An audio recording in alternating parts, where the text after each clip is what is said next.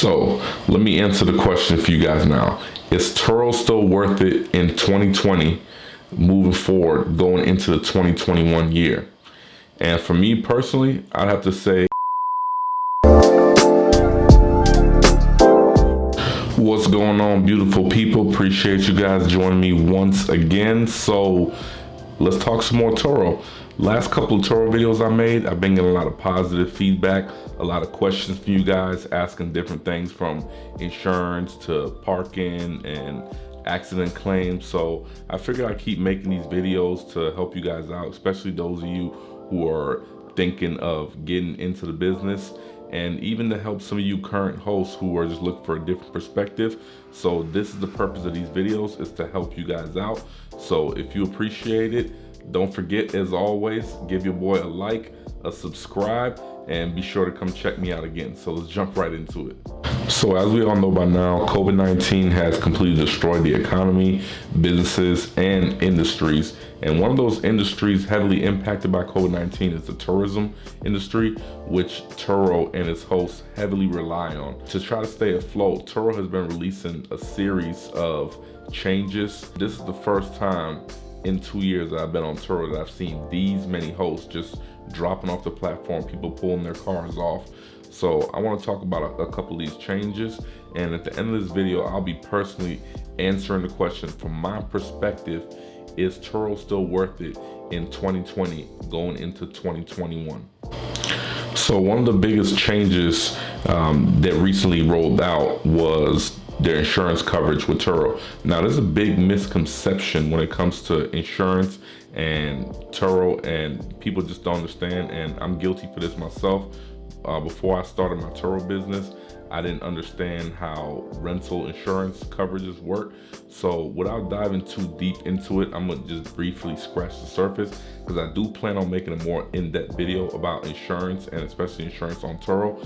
So basically how it works is my vehicles are covered under fleet insurance, but that policy is basically just to maintain registration on the vehicle, and in case the vehicle is parked in my lot, if anybody tries to break into it or steal it, or the vehicle gets damaged, I can use that policy to cover the vehicle in that situation.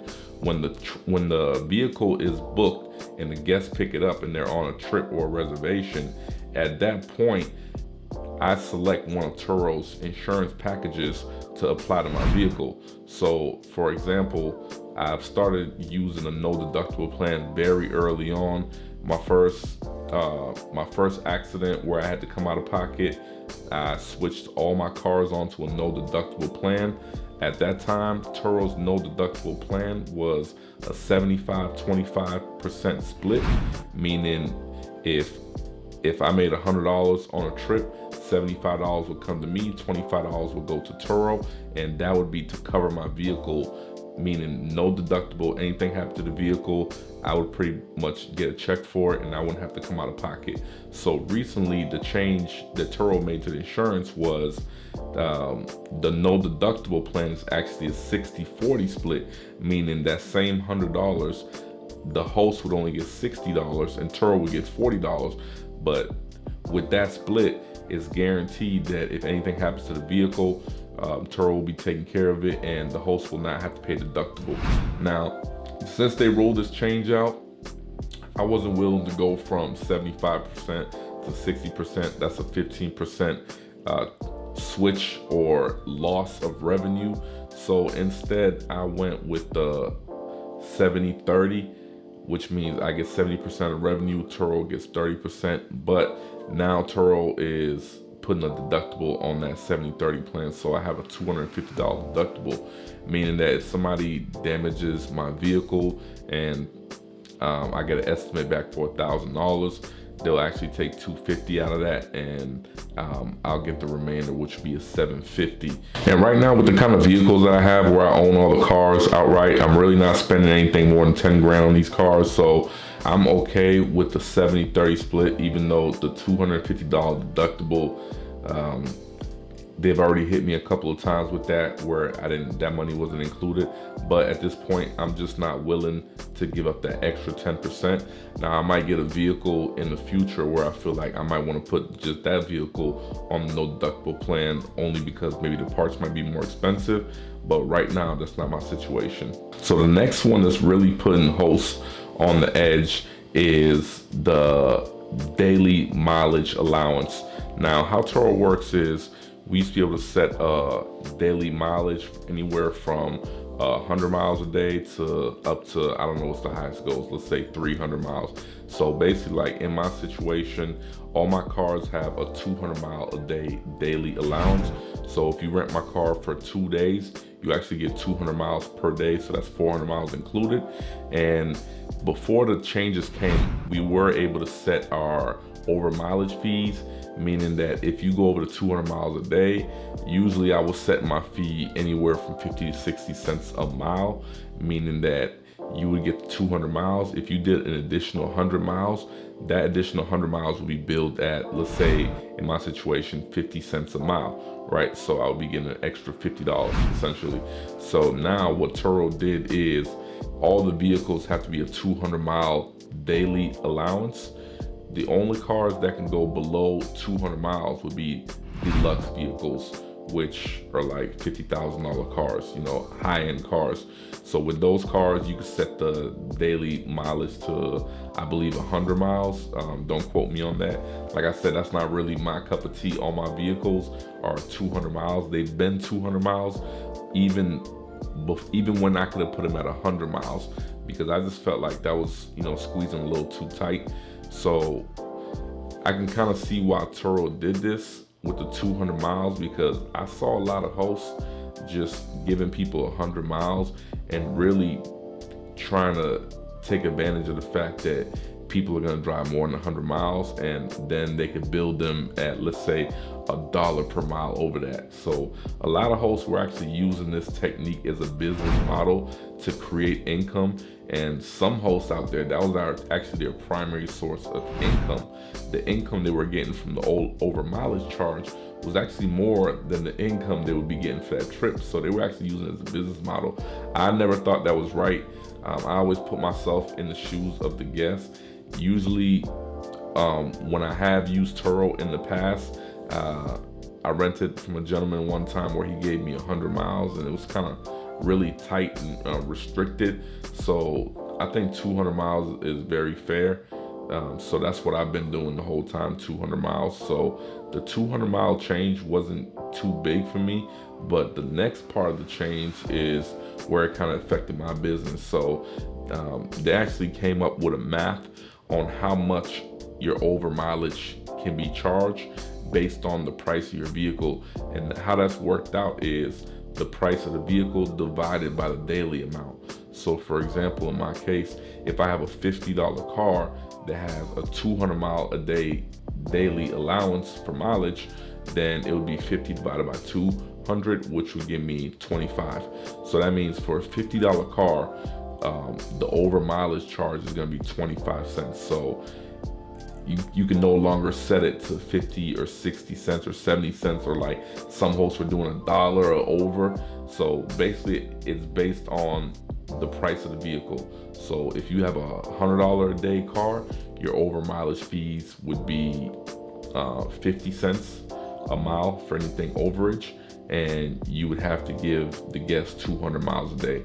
So the last part, the over mileage fee, this is what's really turning a lot of hosts off. And a lot of people have actually left the platform or unlisted their cars, or it no longer became profitable for them at that time, which makes a lot of sense to me, because I remember I bought a car from the auction one time where actually in 30 days the seller didn't provide the title, and I got to take the vehicle back and return it and get my money back. But during that month, I was putting the car on Turo, and the car had acquired 1,000 miles excess from when I purchased it. So when I took it back to the auction, they noticed that, and they actually billed me at 50 cents a mile. So they took $500 off the check. So according to the auction, or Manheim Auction, their vehicles depreciate at 50 cents a mile. So you can see why this is really scratching a lot of hosts the wrong way, because if you got a car on there that's, you know, worth, let's say 20,000, it's not a super deluxe, so now you have to give the guest 200 miles a day. If you're only charging $100 for that car, now you can only get 50 cents per mile overage. If that car is going for $60, you can only get 30 cents a mile overage. So this just killed a lot of hosts, and it just took them out the game. And you know, I've kind of been saying this from the start, that I've seen that this business model doesn't really work good with higher end cars or expensive cars. You go on Turo and you put a $40,000 car on there, like how long is it really taking you to make that money back? So I saw that from the very first day when I did my numbers. That's why my business model is I buy cheaper cars, still try to maintain them really good, have them really good running cars. It might have 100,000 miles, it might have 120,000 miles, but at the end of the day, you can go anywhere you need to in this vehicle, and I don't have to break the bank trying to come up with $30,000 or $40,000 only just to be working that car, and might not even be able to make the money back for another 3-4 years. You know, I don't know, I have to see how your math works out, but my vehicles that I purchase are less than 10 grand. I usually try to have them paid off within a year, if not a year and a half max, and I'm in the green. And pretty much if anything happens to this vehicle, I know I'm gonna get paid because I'm actually buying it undervalued. So this is my business model. It's completely different from some other hosts who are going out there and financing and leasing cars. But pretty much with this new change to Turo, it pretty much knocks a lot of hosts off from being profitable. So this is the biggest change that I've seen on Turo since I've been on 2 years. Turo is claiming that, according to their database, the average renter only uses about 90 miles per day. And in my experience on Turo, it's not too far off from the truth. I mean, most of my guests do stay within the 200 miles a day limit, except for a couple of unwanted guests who booked the car for 2-3 days and they put 1,000 miles on it, or you know, they travel really far away. And before this, you know, when I was charging 50-60 cents, it was worth it. I really didn't mind it because I know, you know, if they went over another 100 miles, I would get $60. If they went over another 200 miles, I would get $120. And if they went over another 1,000 miles, well, you already know where I'm going with that. So I really didn't mind if the guest booked for 2 days and drove another 1,000 miles because I was being compensated. But now that most of my vehicles are in the $50 range, pretty much my over mileage charge is anywhere from 20 to 30 cents a mile. So those are the new changes that are kind of turning off a lot of hosts and actually pushing some business models out of the profitability zone. So that's why some hosts are just walking away. It's no longer worth it for them. Their business model that they were using with the more expensive cars, now with this new change in the mileage and the pricing of the over mileage, it kind of allows guests to depreciate their cars faster than what the vehicle is actually worth. So which brings me back to my point, which I've been saying from day one. If you're gonna get into this business, don't go out there and throw a bunch of money into a car.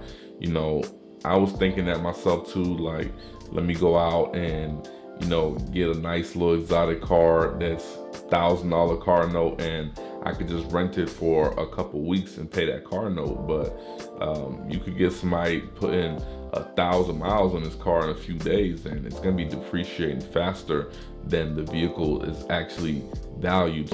Let me answer the question for you guys now. Is Turo still worth it in 2020, moving forward, going into the 2021 year? And for me personally, I'd have to say, yes, it is still worth it. Now, I love to see these changes get rolled back, or at least have Turo meet us in the middle somewhere. But I'm hoping that once they see that this isn't really working for the majority of hosts, that they'll kind of scale it back a little bit.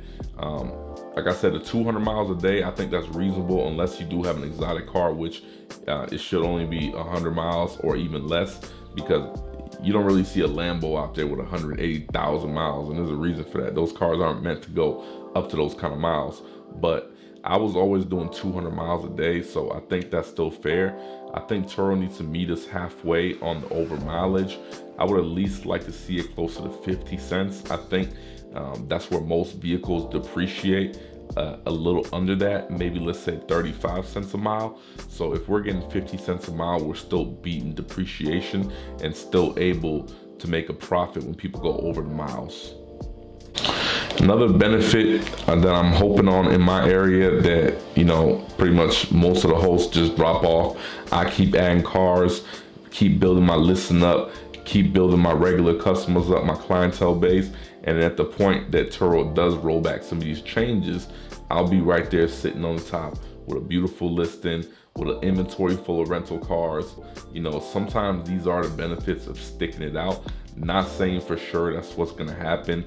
Nobody really knows, but even if it just stayed like this, it's still worth it for me because my business model is purchasing undervalued cars, renting them out, and then eventually selling those cars for pretty much close to what I paid for them, pocketing all the cash flow that the vehicles made during the time I had it.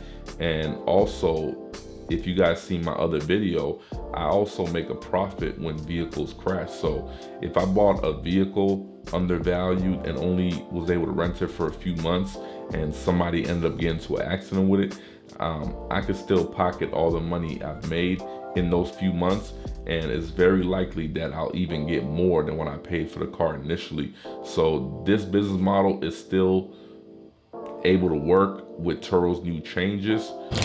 And another reason it's still worth it for me is because the business model and what I'm doing right now with my Turo cars, it just fits into my overall goal for myself, my overall plan for my life. And you know, when I came into this business initially, I just wanted to use it as a stepping stone to create a cash flowing asset. So I started my Turo business with $45,000, and 2 years later, I'm to the point where, you know, my business is doing $10,000 a month. So I'm coming at it from an investor's perspective. I'm trying to build a cash flowing business because at that point, it's easier to invest in other businesses when I have cash right there on hand that I know I'm getting month after month. It's easier to say, to put down 20% on a investment property, or to purchase inventory for a new business, or to even acquire a new business, or to go to the bank and be eligible for a business loan based on my cash flow. So it all depends on your plan for your life and your goals. So the Turo business does still fit in my overall goals because for the next 10 years, I'm gonna be trying to build cash flowing business and build cash flowing assets. So this business still absolutely works for me, and it just helps me get my hands on more cash, which opens up more doors for me, more investment opportunities, more opportunities to get larger amounts from the bank. It just puts me in a better position moving forward. And also, starting this Turo business has opened my eyes up to just the rental industry as a whole. Since then, I've understood how powerful just owning a vehicle that you're willing to let somebody else use and pay you for it.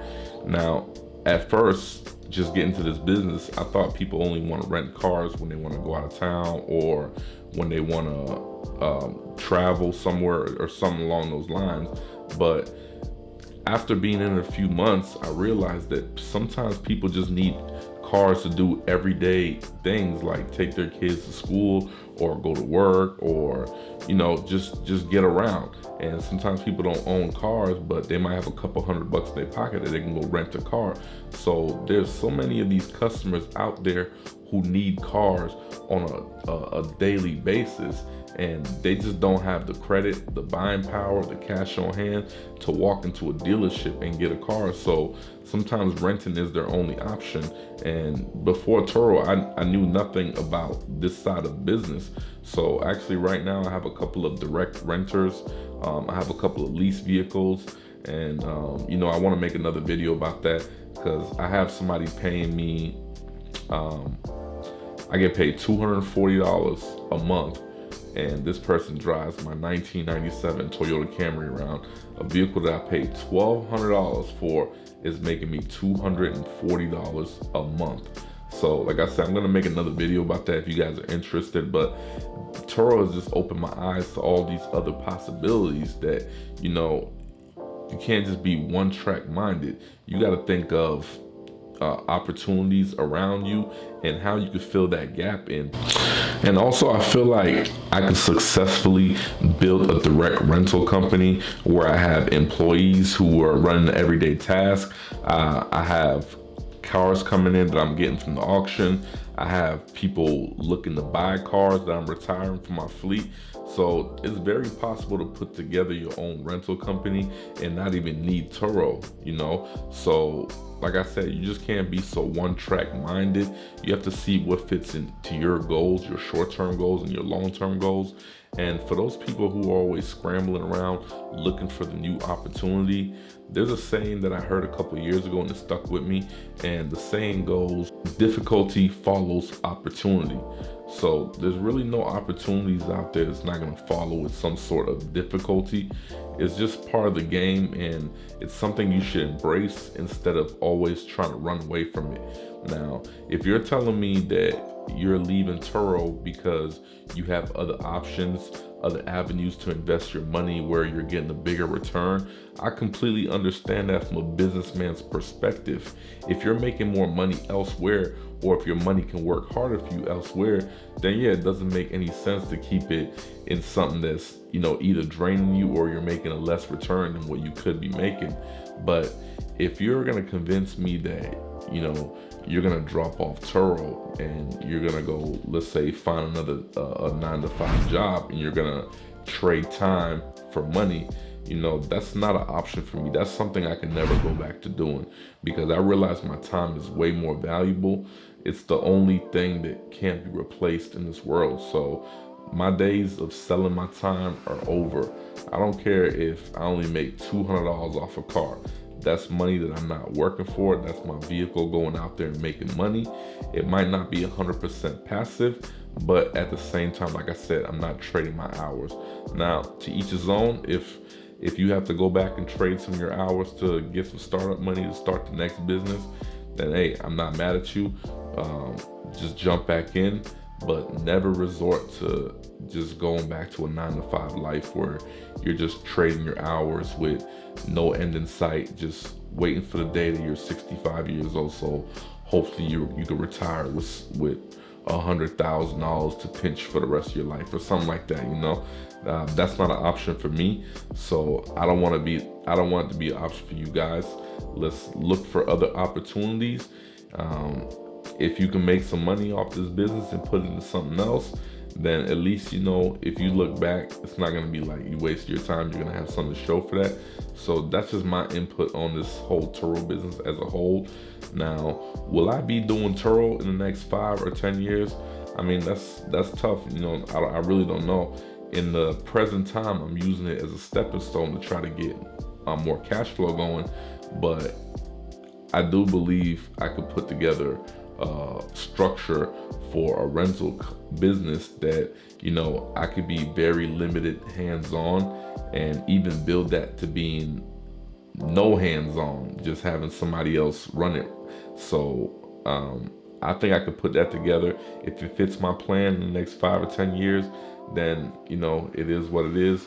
If some more opportunities come up where I can leverage more money in another business, then I'll be doing that. If I can do them both, then I'll be doing that. But definitely I want to record it all, my journey on this channel, and I want to share it with you guys, both to motivate you and inspire you, and also to leave something back for my son and my future kids. So, you know, pretty much leave the breadcrumbs, let them follow it, let them show them the right way. So these are some of my goals, and, you know, I hope I didn't go on a rant, but this is just how I feel when it comes to this business. You know, there's no right or wrong answer. It's just whatever right for you. But don't always let giving up be an option, because there's no perfect opportunity out there. There's no perfect business. There's no easy solution. You know, You gotta grind, you gotta get up every day, you gotta do some things you don't wanna do, you gotta get about the comfort zone. So, you know, I don't think anybody really has it smooth until they've made it. So just keep that in the back of your mind. So I just wanted to come on here and cover that, and I hope I didn't scare you guys away. You guys are just thinking about jumping in Turo, you know, go ahead and still give it a shot. I'm just trying to tell you how you want to enter this game, and you're not gonna win this game by coming in with a $30,000 or $40,000 car. You know, if you're gonna make your money, you know, start off small, test it out, and don't think that these cars just go forever with nothing happening. You know, for you to have a car go 4 years and not have any kind of accidents whatsoever, I mean, it's not very likely. That hasn't been my experience. But just make sure you're coming the right way, do your numbers, make sure you understand depreciation, make sure you understand the value of your car, make sure you have a clear exit strategy on this vehicle. And if you guys can do all that, I'm sure you'll be successful at this. So I just wanted to come on here and touch on a couple of those points. Like always, if you guys appreciate this information, give me a like, share the video, go ahead and subscribe. I'm gonna be making a lot more of these videos. And also in the comments below, let me know what kind of videos you guys want to see moving forward. Whatever questions you guys have, I'm gonna try my best to answer everybody's questions. So yeah, make sure you come back, tune in again, catch me for the next video, and yeah, let's do it again.